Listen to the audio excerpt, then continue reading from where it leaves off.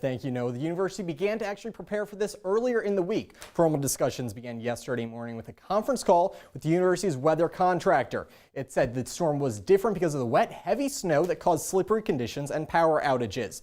They began making plans for what would need to be done for in the event of a closure yesterday afternoon.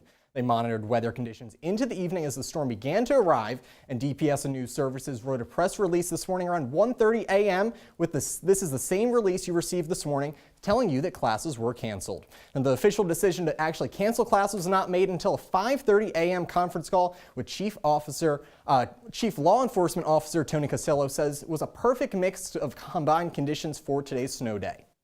So with power outages happening, with the highways not being completely plowed at our initial look this morning, with the potential of about 10 more inches, and then the announcement during our call from the Onondaga County Commissioner of Emergency Management that there was a travel advisory, we came to the conclusion that this was the day that classes would be canceled at Syracuse University.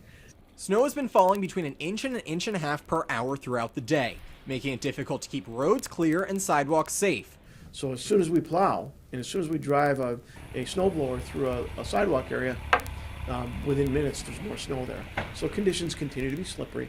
So people should, use caution, make sure they wear appropriate footwear. Essential services personnel were still required to come to campus today. This includes food services, residential hall, and counseling and healthcare staff.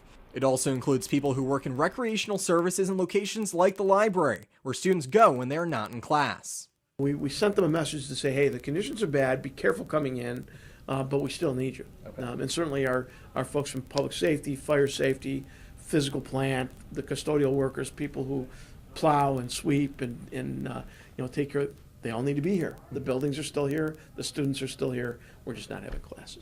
Now, a good decision was likely made. There were no accidents reported to DPS today. However, road conditions were very slippery. They're expecting things to be better tomorrow by the basketball game, but they will make a decision at the time tomorrow around noon, 1 o'clock. Nikki?